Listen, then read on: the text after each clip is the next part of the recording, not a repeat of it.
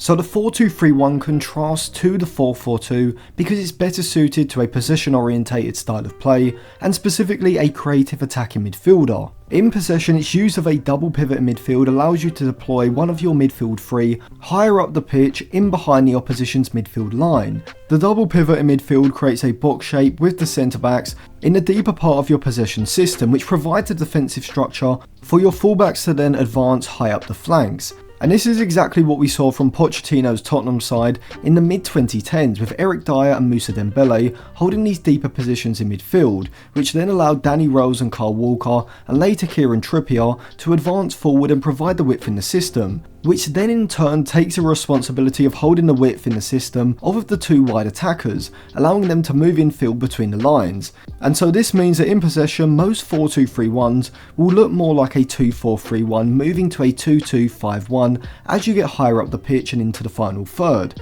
Now obviously the positions of each individual players can vary, with maybe one of the fullbacks holding a deeper position or inverting infield to create a 3-2-4-1 or a 2-3-4-1, but in general the use of a double pivot in midfield is there to provide defensive security in possession for the fullbacks and attacking midfielders ahead. This is why in possession you want your double pivot to have at least one, but preferably two midfielders who have the vision and passing ability to progress the ball forward from deeper positions, finding those line breaking passes into the three players between the lines, or utilising switches of play out to the fullbacks as they push high up the flanks. This is what we saw from Bayern Munich in the early to mid 2010s, with players like Toni Kroos and Bastian Schweinsteiger playing as deeper line playmakers in the Bayern midfield, which then allowed Lahm and Alaba, the fullbacks, to push forward down the flanks to provide those overlapping runs for Ribéry and Robben, who would then look to cut inside. But a 4-2-3-1 is a very flexible system in terms of the style of play, with Jose Mourinho using a counter-attacking 4-2-3-1 at Real Madrid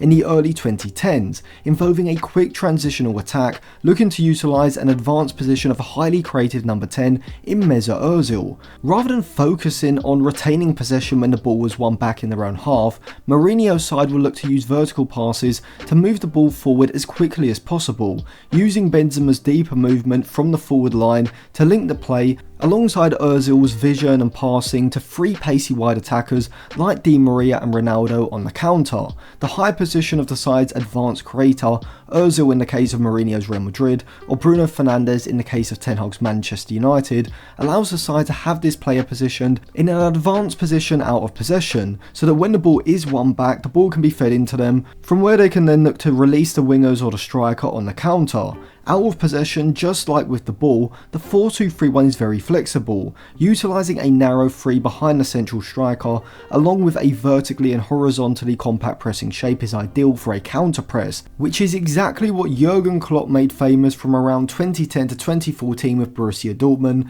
with the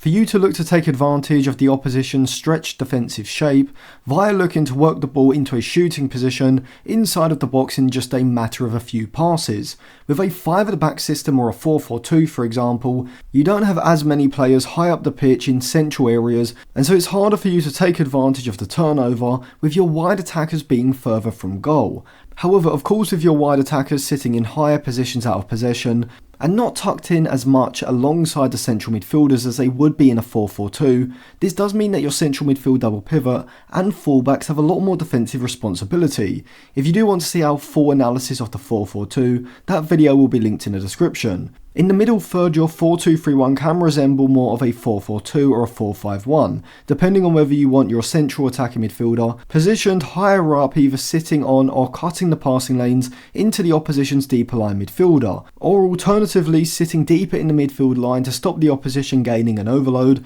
against your midfield double pivot. With Arteta's Arsenal, we see their 4-2-3-1 become a 4-4-2 in the middle and defensive third when they don't have possession, with Havertz and Odegaard sitting close to the midfield line as a front two, making the defensive shape very vertically compact. However, Borussia Dortmund, for example, have Julian Brandt, the central attacker midfielder, who drops deeper into the midfield line to give them a flat 5 in midfield, allowing the wide midfielders to sit slightly wider without the double pivot becoming isolated in the centre. And so we can see that the 4-2-3-1 is an incredibly flexible system, both in and out of possession, being able to shift between a 4-4-2 and a 4-5-1 defensive shape, whilst also providing the defensive security in the midfield to allow the fullbacks to push high up the flanks A strategy that is particularly well suited to sides that have wide attackers who either want to come inside early and sit in narrow positions like central attacking midfielders in the half space, such as how Eriksen and Heung-min Son were used for Pochettino's Tottenham, or also if you have wingers like Ribery or Robben who want to sit wider initially but look to use the overlapping runs of the fullbacks as decoys to then cut inside into shooting and chance creating positions. So thank you for watching. If you enjoyed that video, check out some of our others and subscribe to the channel as well for more videos like this.